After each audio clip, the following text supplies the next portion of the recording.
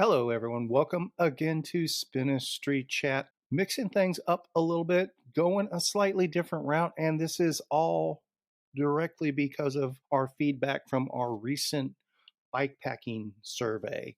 Y'all gave us a lot of good information. We promise that we're going to take that information and provide what you're looking for, help you with the tools you're needing, help you with the adventures you're wanting, that sort of thing. One of the huge feedback items we got back on that bikepacking survey, and it definitely applies to gravel events and gravel riding as well, is people wanted to know how to find routes. Makes a lot of sense.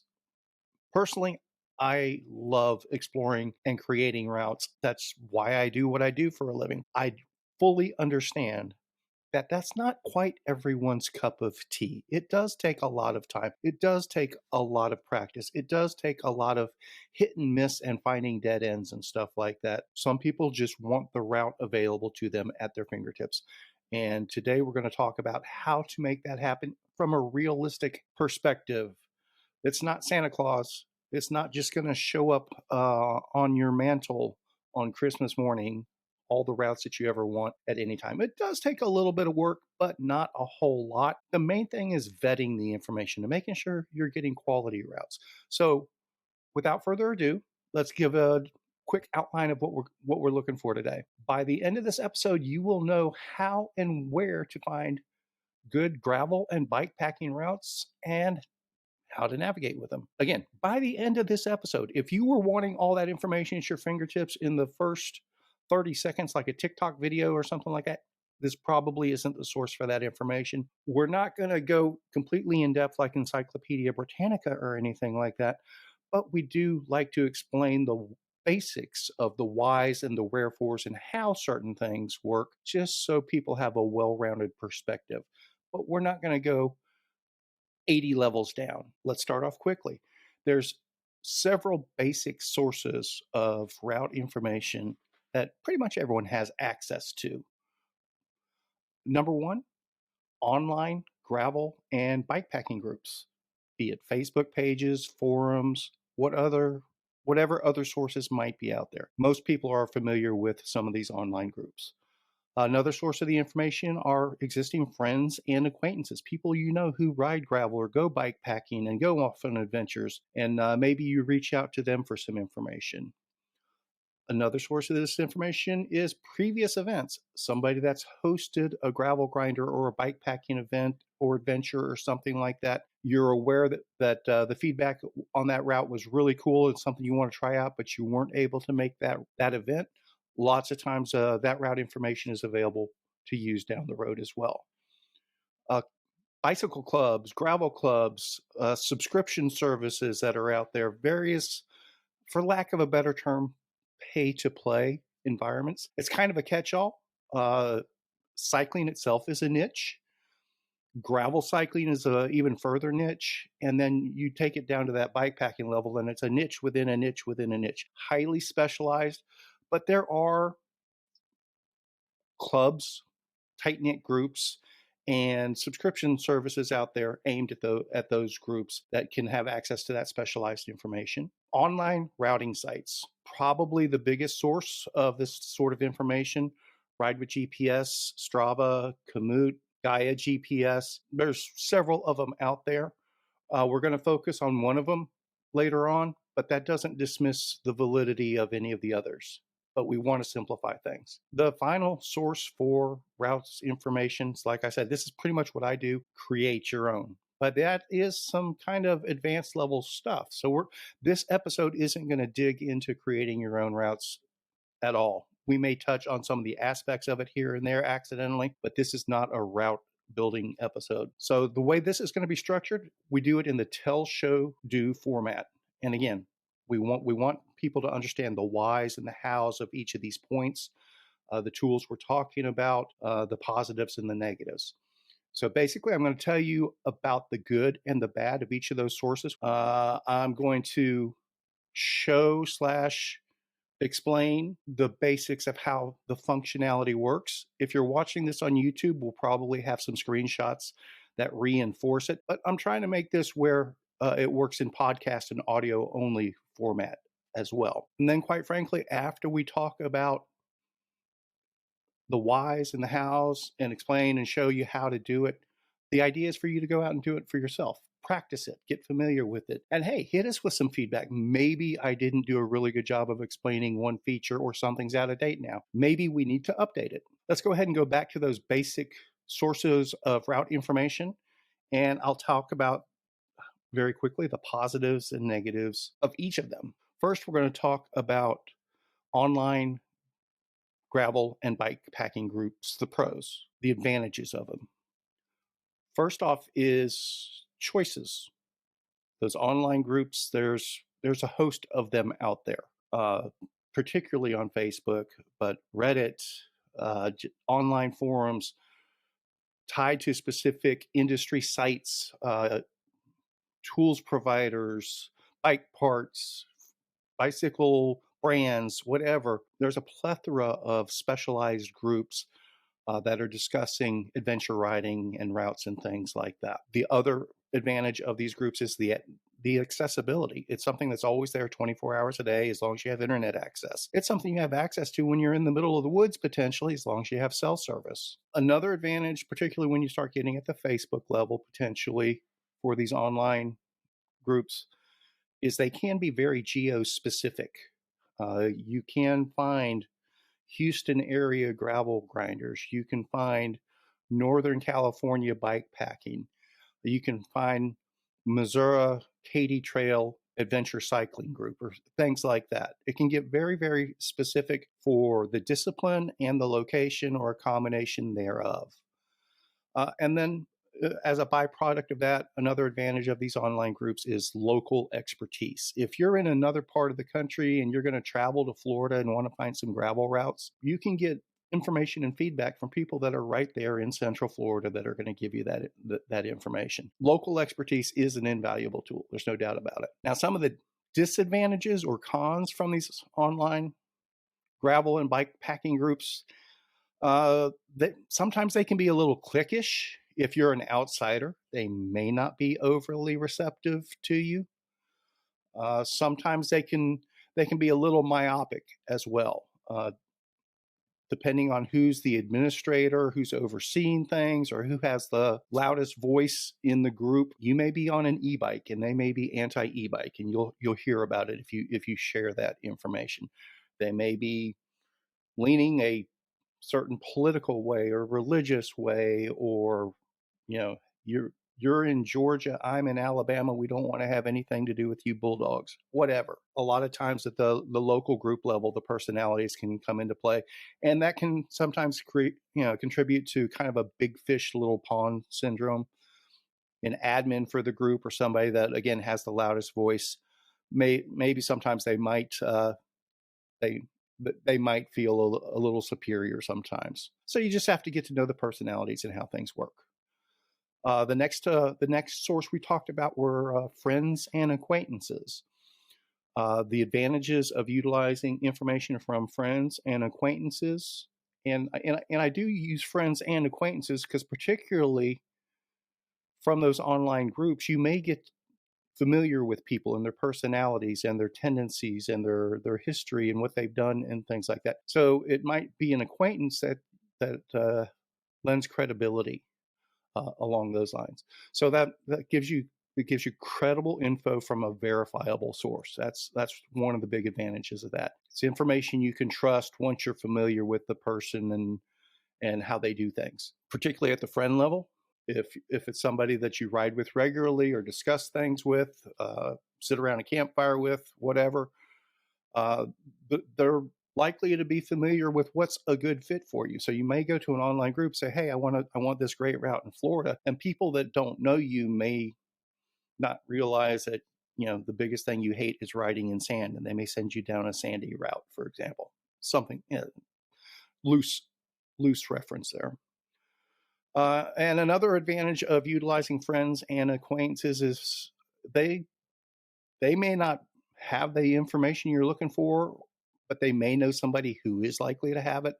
So that can be like, a warm introduction to a new acquaintance from credible. So if I have a friend of mine that says, "Well, I don't know that, but I know this guy here that I've been riding with for 20 years, he would know that," and then introduce each other to, and everybody's happy. So that's definitely an advantage of utilizing friends and acquaintances and creating more friends and acquaintances. Some of the potential downsides of utilizing friends and acquaintances, oftentimes they will have limited geographically specific knowledge. They may just know what's right there in their county, for example. So if you want to go the next county over, it might be outside of their wheelhouse. But sometimes they may not want to even admit that, though. Sometimes there can be a sense of what I call expertitis when you're dealing with friends, and more likely online acquaintances, more so than friends, but people in those Facebook groups or whatever that have a lot of credibility within the group. Sometimes they may not say I don't know because they get concerned it might harm their credibility. It's just something to be aware of.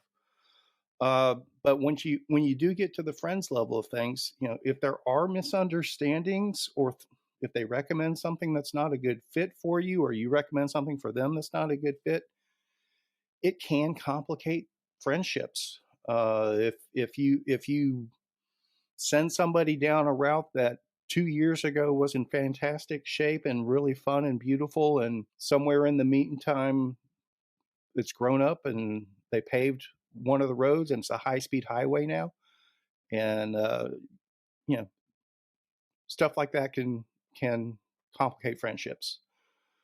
And it's also limited feedback on the routes. If I share a route, it's like, hey, this is the way I see this. This is really, really cool, and that's the way I like it. But like, I kind of have a mountain biking background, so I enjoy gravel routes that can get a little wild and woolly at times. And sometimes, to be quite honest, the gravel riders that come from a true road, discipline background, that don't have any mountain biking experience, they get very uncomfortable on some of those routes. So, you know, just keep that in mind. Limited perspective can be an issue. We kind of touched on it a little bit ago. The info itself can be out of date.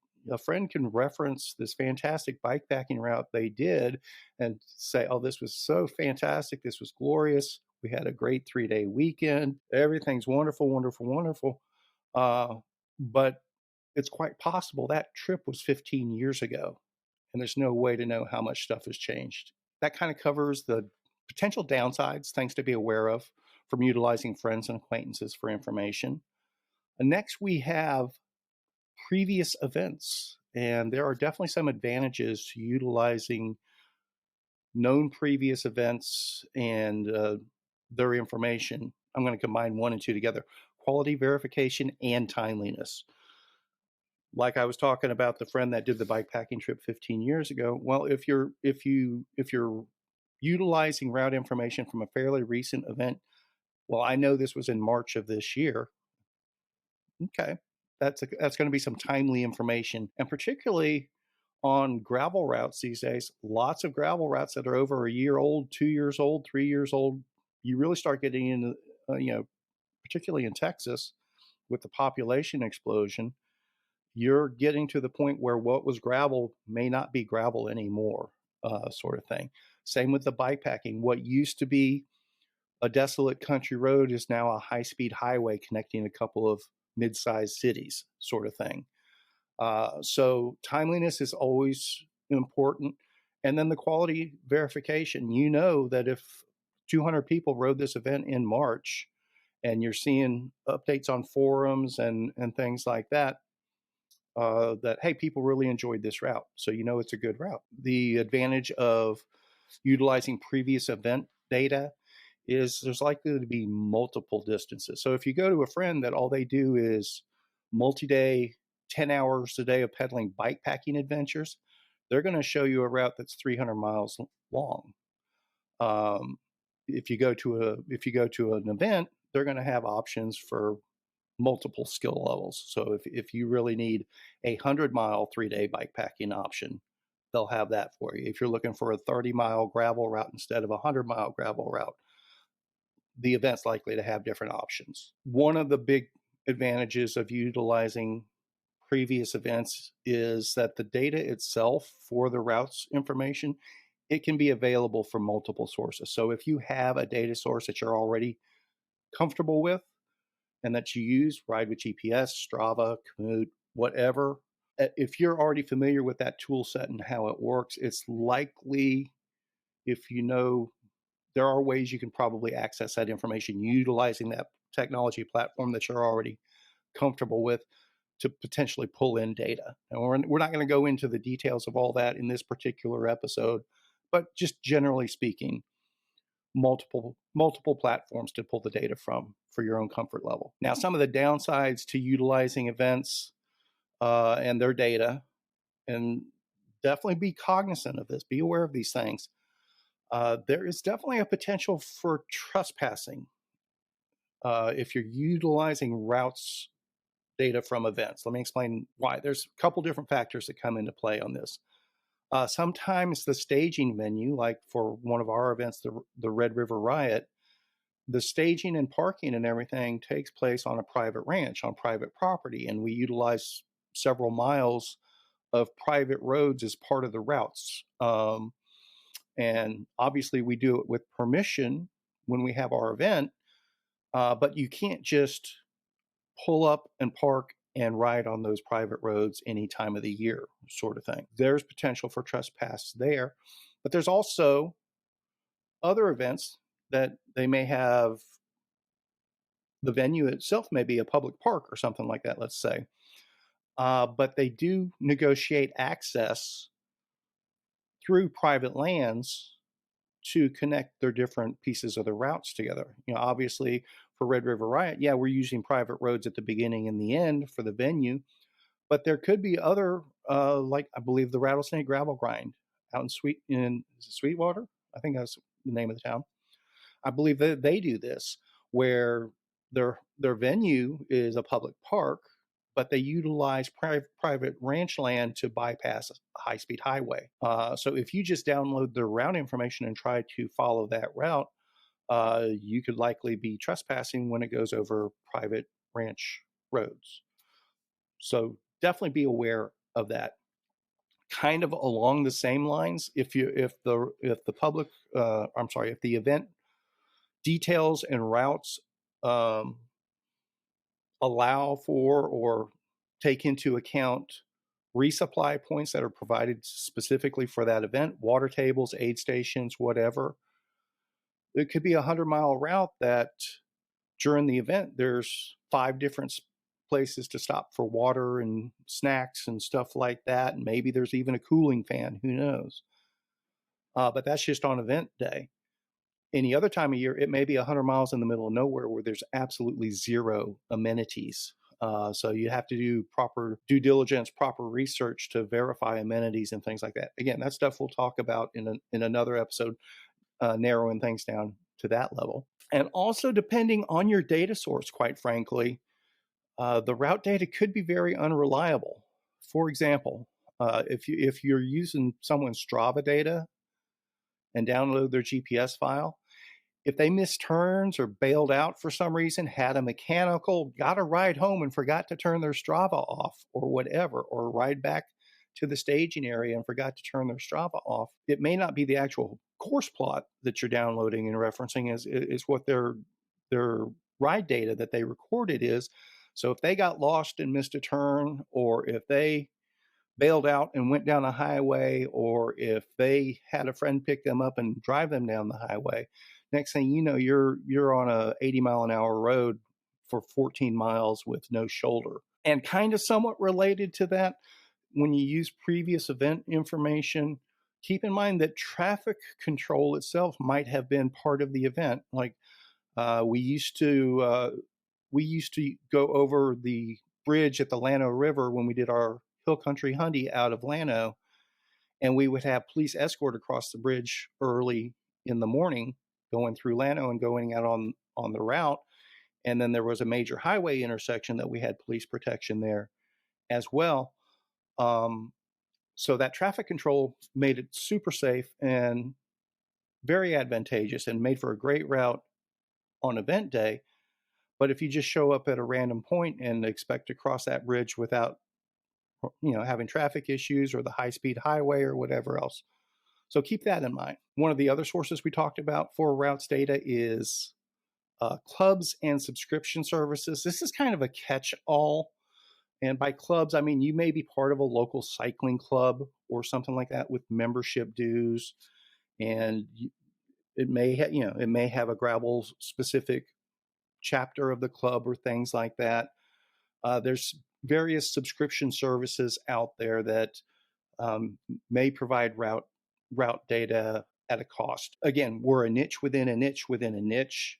There's really no way to go over all those different options in a catch-all environment, but just some of the generalities of the advantages of things like that is there's usually going to be at least consistency in the data, some data standardization, so you kind of know what you're getting, what to expect. Each club or service is going to be different from another, but once you get familiar with their nuances, you kind of know what you're dealing. It's like going to McDonald's. If you order a Big Mac in a McDonald's in Oklahoma City, you're going to get a pretty similar Big Mac if you go to one in Chicago. Some of the downsides to clubs and subscription costs, like I said, obviously there's usually a cost of some sort involved, membership fees or subscription fees. And sometimes it's just very limited relevance. Again, niche within a niche within a niche. If you only need a route one time, it may not make sense to sign up for membership dues or subscription services. That kind of rolls into probably the biggest source of routes is online routing sites and platforms that have access to that information. Like, again, Ride with GPS, Strava, Komoot, Gaia GPS, and I'm sure there's others that are out there as well. Probably what Ride with GPS and Strava are probably the two biggest ones, and each has their own advantages. Uh, but for all of them, variety is probably a huge part of it. You're probably going to have routes available anywhere you want to look for routes of various quality, but generally anywhere you want to look for a route, it's going to be available. Usually these bigger online platforms, you can access it, uh, via computer, via an app, maybe even via text message or whatever else, possibly satellite connection. Standardization and repeat usage. Once you get to know how the platform works, you can do the same things over and over. Searchability is a huge advantage of it. Depending on which platform and the tools you use within that platform, you're able to do very specific and narrow searches. Some of the potential downsides for the online routing sites is potentially cost. Most of them have a free capability or a free level, but that may be limited. Questionable routes quality, kind of like what we were talking about with the events data. For one, if you're downloading Strava data, for example, you're downloading ride data. So maybe somebody's starting a route from a private property or has permission from a ranch owner down the road to utilize their roads. Another issue with downloading routes like Ride with GPS, you can download routes from Ride with GPS that nobody has ever ridden. It's just routes people have created with I wonder if this goes anywhere. Maybe someday I will get a chance to ride it. So if you do a search and you download routes specifically, there may be zero vetting or verification. It might just be something somebody threw together at 3 o'clock in the morning around a campfire after they had a 12-pack of Ska Decadent. Particularly with Ride with GPS, for example, you might want to lean more towards rides data than routes data from routes that have actually been ridden. But like we talked about, there's issues there as well. And also utilizing those online routing sites, it takes some technical capability, some technical expertise. You need to know how to work the tools. If you're one of those people that just does not get along with apps or computers or anything online, it's going to be a struggle. But in turn, even if you are mildly comfortable with it, but you don't spend a lot of time on that particular platform, you may never get comfortable with the nuances. In a nutshell, there's no perfect solution out there. but I am going to outline what I rely upon the most. But I do want to kind of qualify this.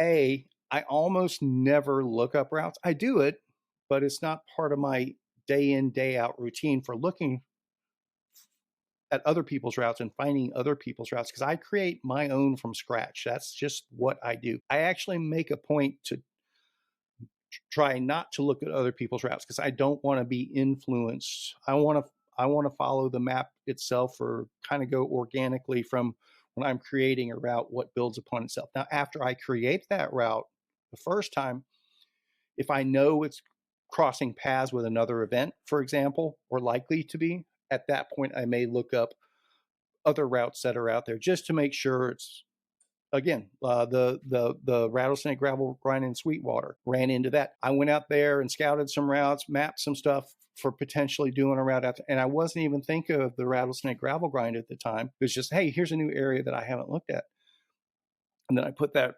potential routes together. And after I scouted it, I came home and or while I was out there, I think something reminded me that, hey, I think that rattlesnake gravel grind's out here because I'd found a really cool venue to host an event from and one really neat road that I really liked a lot. And I brought up their event. It's like, oh, that's the same hosting venue and that's like their featured road too. So there's no reason for me to do an event that duplicates it at that point. Yeah, I know a lot of people are going to go, well, Kevin, you should have looked at that from the beginning. But again, if I would have, it just would have corrupted everything for my process to make that part of the front end. Because I'm always creating alternates and so forth anyway. Before we go too far, let's just say that's another episode somewhere down the road where we go a little bit more in depth on that. I do lean into the same basic tool set for probably 90% or more of my routes research. I'm not saying it's the only tool people should use, but for my needs, I haven't really found anything better or even close.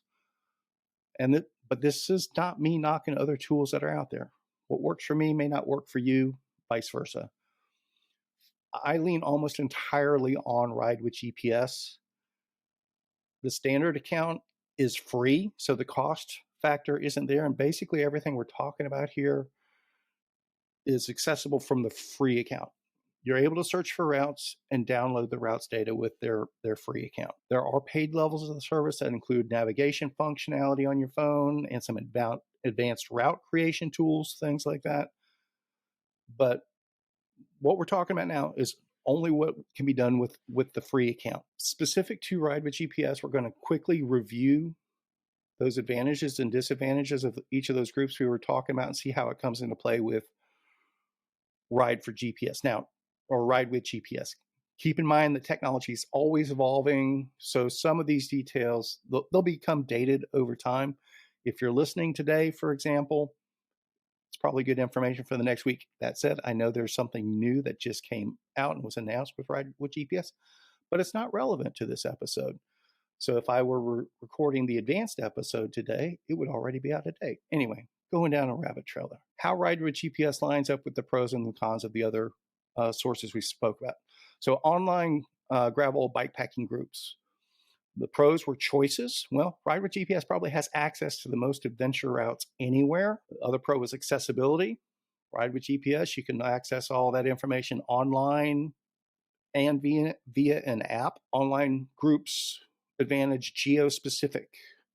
Ride with GPS allows you to search by geographic tag and within X miles from this location and things like that. The online groups, another advantage was local expertise. That's probably a win for online groups.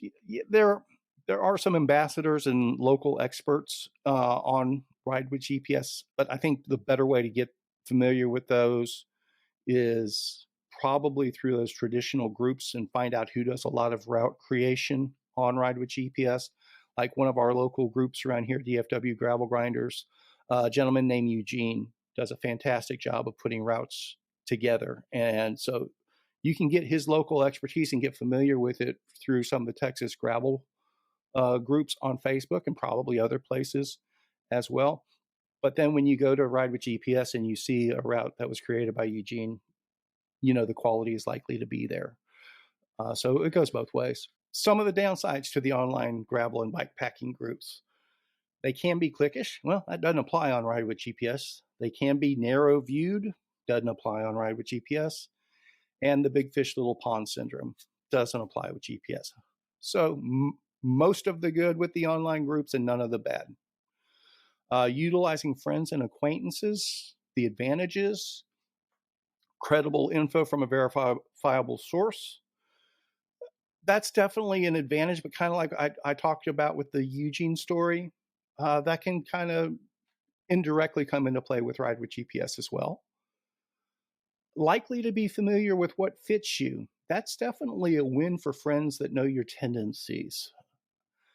And references to other sources, warm introductions, things, definitely another advantage for in-person, real people friends.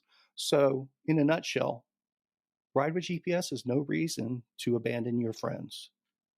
Fair enough. Some of the downsides of the friends and acquaintances: potentially limited geographic knowledge from individuals. Well, Ride with GPS has routes everywhere. The expertitis we talked about, not applicable with Ride with GPS. Misunderstandings complicating friendships, again, not applicable with Ride with GPS. Limited feedback on routes. That can apply with Ride with GPS as well. Actually, possibly even more so. Again, one of the downsides to the online data sources is you might just be downloading fantasy routes that nobody's ever verified at all. Downside to friendships, acquaintances: info can be out of date. Well, that can apply with Ride with GPS as well. But at least on Ride with GPS, you're able to see when a route was created / last updated, sort of stuff. So there's a little bit of a filter there. We roll into the previous events. The advantages: a quality verification. If you know somebody had a really good route that people were excited about and talk about it, oh, I love that, I want to do that one again. Well, you can search on Ride with GPS by that event name, and you may find the event's original file, but you'll also find writer files, people that did Red River Riot. You can search for Red River Riot, and even though maybe our event route may not be viewable to everyone on the public, people that rode that route will save it as Red River Riot, and you're able to see their information, for example. The timeliness is an advantage of the events. That the Red River Riot was held first weekend in April, so it's recent information, it's recent data. When you do a search on Ride with GPS, you can see the created dates and the updated dates. Multiple distances likely from previous events.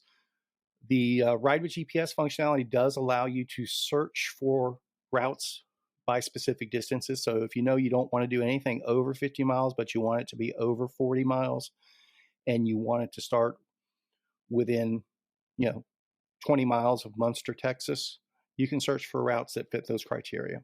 Accessibility of data through multiple sources, platforms. Well, not really applicable for Ride with GPS. You would be accessing the data exclusively through Ride with GPS, but it does give you the opportunity to import the data in almost any format you could ever need. The downsides to previous events for route sources: potential for trespassing. Well, quite frankly, that does apply to Ride with GPS as well. I highly recommend researching routes before you go out on them. Again, that'll be a future episode. Resupply options might be event specific. That also applies to Ride with GPS. Data source could be unreliable due to bailouts, missed turns. Again, also applies to Ride with GPS if you utilize ride data versus route data. And traffic control may have been part of the event. Again, that also applies to Ride with GPS. And those previous event cons that are so lockstep with the Ride with GPS cons, and quite frankly, any other platforms that are out there, those cons right there are the main reason that I highly recommend doing proper research before you go out on any new ride, any new route. Again, that's a future episode. Club subscription services, the pros, the advantages was consistency and data standardization. That obviously applies to Ride with GPS. Some of the downsides to clubs and subscription services: cost. Yeah, it may or may not apply to Ride with GPS. Obviously, again, the functionality we're talking about in this particular episode is what's available in their free service. So that doesn't apply in that case. But the tools that Ride with GPS offers at those higher of levels of service can definitely be worthwhile. So there may be a cost involved. Limited relevance, not really applicable to Ride with GPS. Going back to the online routing sites in general, pros, obviously these are all going to apply to Ride with GPS. Variety, access, standardization of usage, getting familiar with how it works. The searchability is just so huge. I highly encourage you to just use a Ride with GPS free account and see how the searchability does work. Now, one thing I want to bring up, this is extremely important and relevant as of today, because it's something we're running into with our Hell of the North Texas routes. I know this sounds like a Ride with GPS commercial, and it's really not. They're not paying me to do this. I'm showing you my primary tool. I'm explaining my primary tool that I use. It, in my world, it does have a major downside. I'm going to call it a flaw. They probably don't want me to say that, but it is what it is. I understand why they're doing it. I understand where they're hoping to go. It just doesn't work right now. They have a road surfaces checkbox sort display feature. It's an option that you can search by. That it is also a data point on the routes themselves, the maps themselves, where it basically tells you paved versus unpaved percentage of a route. That information is bogus. It's terrible. It's horrible. Ignore it. Like right now, I'm fielding a plethora of emails for our Hell of the North Texas routes. Oh, so I should bring my road bike because it's 90% paved. No, it's not 90% paved. That's bad data. So Ride with GPS is not perfect, but outside of that surface data tool, and my understanding is in some areas of the world, the country, it works fantastic. In Texas, it's horrible. But basically, you can search by multiple criteria and find just about any sort of route you want to. But it still does take some research. Some of the cons from the online routing sites. Again, the cost potentially may or may not apply to Ride with GPS. Questionable routes quality can definitely still apply to Ride with GPS, particularly routes versus ride data. Again, it could just be a fantasy route that no one's ever been on, and if you just hop on your bike and follow the lines, you may be going off at the edge of a cliff or something like that. Questionable ride data. If you say, well, I'm not going to rely on routes information, I'm only going to import information that's from people that actually rode certain routes and take their actual ride data as opposed to what was just plotted on a map. Again, that ride data could be erroneous as well. And just like any online tool, any computer tool, it does take a little bit of computer comfort, technical expertise with the platform, getting familiar with how things work. And this is definitely not an episode to train people how to use Ride with GPS. The main thing you can do is hop on it and start using it. Now, one of the things I didn't touch on, well, I touched on a little bit, but didn't go in depth on. A huge advantage of Ride with GPS is if you have a navigation device, Ride with GPS allows you to export that data from Ride with GPS and or import it into your navigation device, be it Garmin, Wahoo, Hammerhead, whatever tool that just takes basic GPX data. You're able to export in just about every format imaginable.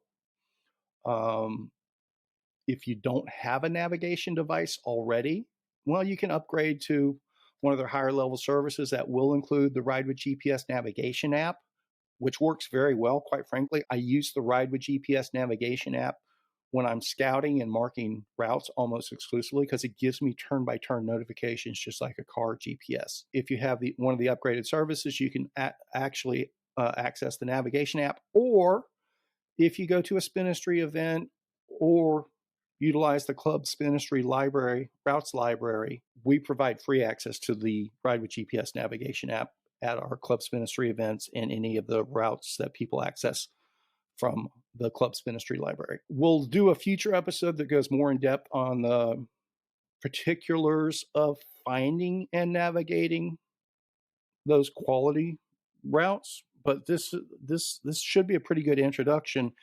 And if you start working with things and start having questions, then that next episode will be more relevant at that time. And then somewhere down the road, we will do a series on creating routes as well. I know that one is going to be a niche within a niche within a niche, very specialized audience for that. We're not expecting thousands upon thousands of people to be listening to these or viewing these. But if that's something that does interest you, be sure to subscribe and see as we build on this information. Thanks everyone for joining us for this one. Spinistry Chat out.